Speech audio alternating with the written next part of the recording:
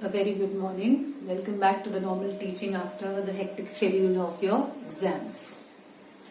We start off with the periodic 2 portion and we begin with the history.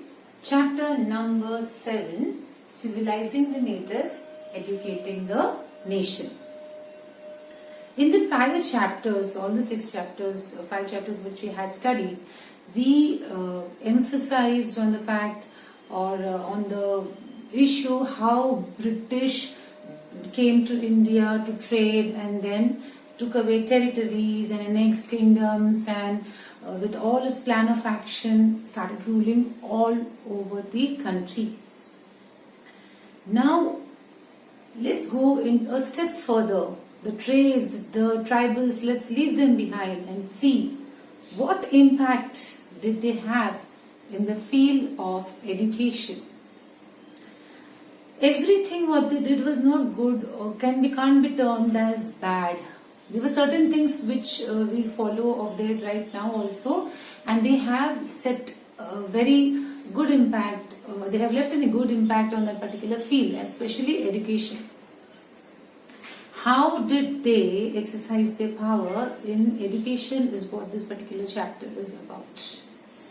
So, the British, when they had come to India, India had so many social evils being practiced over here, like sati and child marriage, and you kept on recalling. If you keep on recalling, you will come to know that so many atrocities were committed on women under the scanner of the term saying it is the society's structure, what we are actually taking forward, which our ancestors had left for us.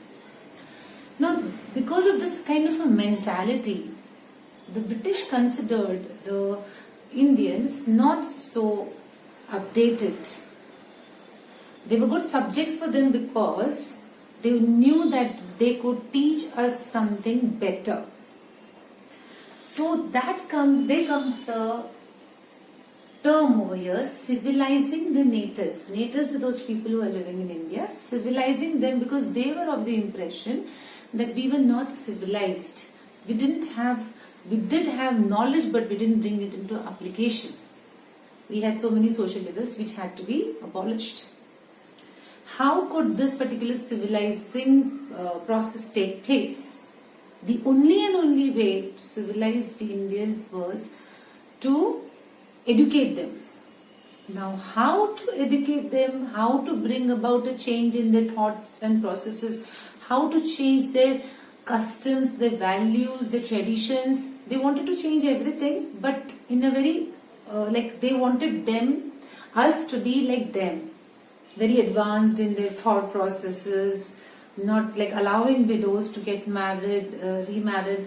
All these processes, if they had to be brought into implication, we definitely had to change the thought process of the Indians. Now let's see step by step how this particular process came in and what kind of contradictions were there, what kind of debates were going on as to how to bring about a change. Okay, so when we talk about our education system, firstly, like age old, I'm talking about 200 years old age old system. Then we talk about Gurukul system, where the students used to go to the Guru. Girls wouldn't go, only the boys of the family would go to the Gurukul, and then they would pursue education from the Guru over there, serving him throughout, and then he would impart them the knowledge.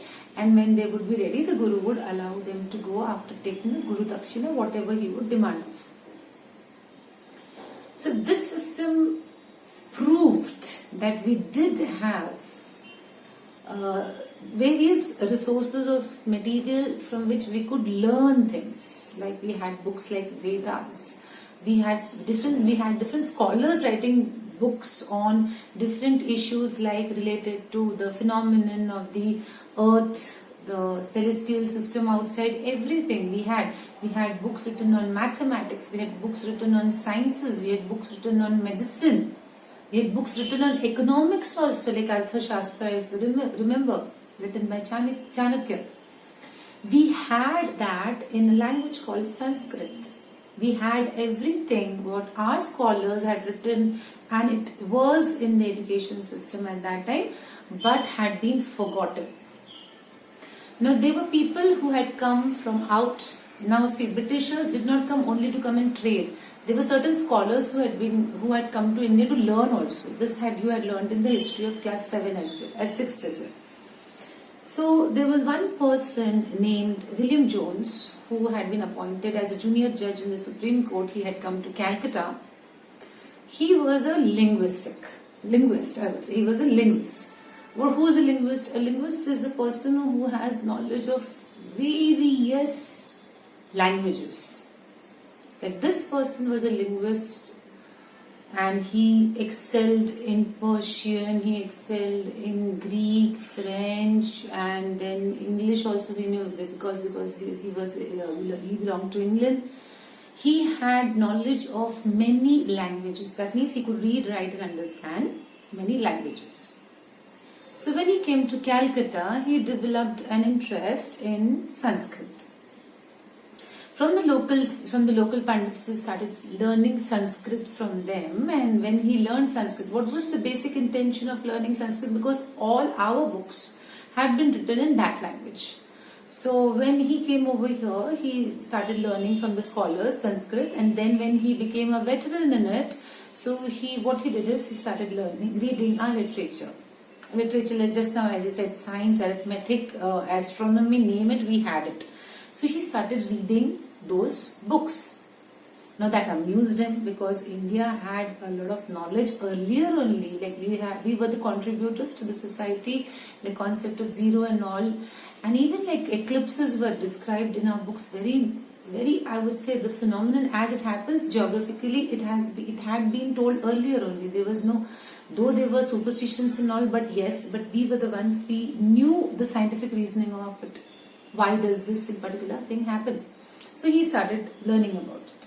Now he was not the only one who was interested in this kind of literature.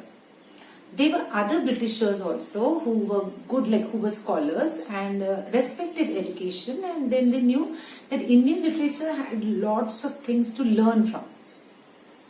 Such names, if I have to call it, I would say the Colebrook was one of them, and then Nathaniel was one of them.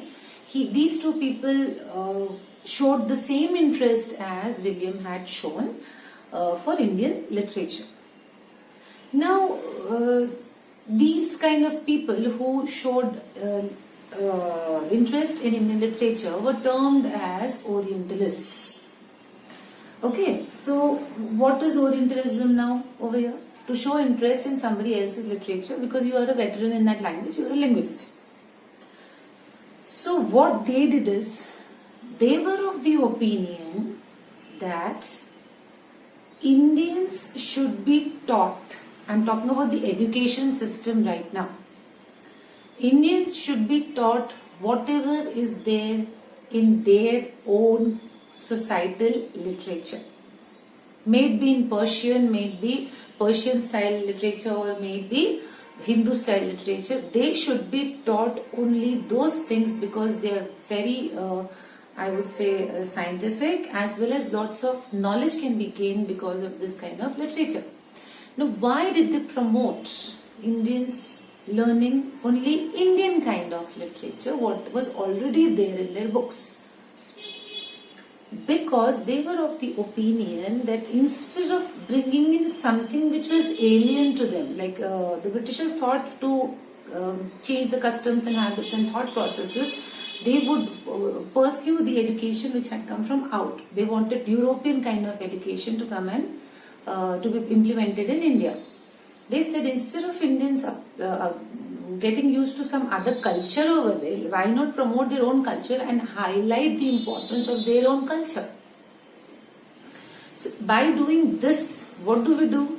Britishers firstly bring good name to themselves, saying that we are the guardians of Indian culture. So here you leave a very impressionable mark on the society, saying that we aren't We aren't your like I would say enemies. We are your friends. We are guarding your societal. We are guiding your entire Indian literature and promoting the education also. That was one very major drive, I would say, the force which drove them to think like this, that not only was Indian literature self-sufficient, but also it was a good opportunity for the Britishers to prove that they did not come to take away or snatch away everything from them. They had come there to help them out also in a certain way. So instead of bringing the European culture of education, the Orientalists were of the thought process that Indian culture only should be taught, and for this particular interest, like with this particular interest, they set up something called Asiatic Society of Bengal. So they formed an institution, Asiatic Society of Bengal. Now, like they wanted the Indians to know that the process of education of India had attained glory at a certain time. But with time, it was forgotten also. Now that forgotten part had to be brought into limelight. How would they do it? Now, they would establish colleges, and they would establish centers of education. Like for Persian, they would be establishing madrasas. And for this thing they established, for Hindus, they established Hindu college, where this entire forgotten kind of a literature would be taught in Sanskrit and Persian language, so that the Indians would get grounded to their literature, to their part of education system, and the Britishers also could learn from whatever Indian literature used to teach. Whatever we had in our books written, even the Britishers could make good use of it and the knowledge and learn from that particular literature. So this kind of thought process was only of the Orientalists, those who supported Indian literature and wanted it to be promoted. Do you think British would allow this? I would say max of the people were of the opinion that Indians were not worth it, and they had to bring a literal change in them for them to become something called civilized. Okay, some like civilization process of it had to be brought in. Then they needed something drastic change. So these Orientalists came into the radar of the critics. The critics kept on criticizing the Orientalist approach of education system towards India and said that this is not going to help out. So what were the opinions we will be seeing in the next lecture. So please read. As I keep teaching, please read till that particular part.